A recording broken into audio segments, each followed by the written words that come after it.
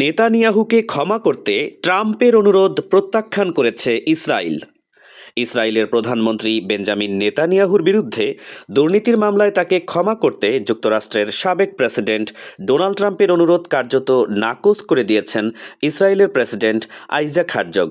তিনি স্পষ্ট জানিয়েছেন, রাজনৈতিক চাপ নয়, দেশের স্বাধীন আইনি প্রক্রিয়াই এখানে প্রধান বিবেচ্য। হারজগ পলিটিকোকে বলেন, নেতানিয়াহুর পক্ষ থেকে ক্ষমার আনুষ্ঠানিক আবেদন তার কার্যালয়ে পৌঁছালেও তা শুধু বিচার মন্ত্রণালয় এবং আইনি উপদেষ্টাদের মাধ্যমে নিয়মিত প্রক্রিয়ায় পর্যালোচনা হচ্ছে। ব্যতিক্রমধর্মী অনুরোধ হলেও তিনি ইসরায়েলি জনগণের স্বার্থকেই সর্বাগ্রে রাখবেন।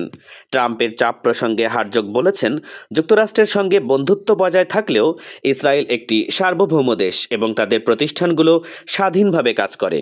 ক্ষমার আবেদন প্রত্যাখ্যাত হলে মার্কিন ইসরায়েল সম্পর্ক ক্ষতিগ্রস্ত হবে কি না এই প্রশ্নের জবাবে তিনি বলেছেন, দুই দেশের সম্পর্ক আগের মতোই উষ্ণ থাকবে এবং ট্রাম্পের সঙ্গেও তার ব্যক্তিগত সম্পর্ক অব্যাহত থাকবে।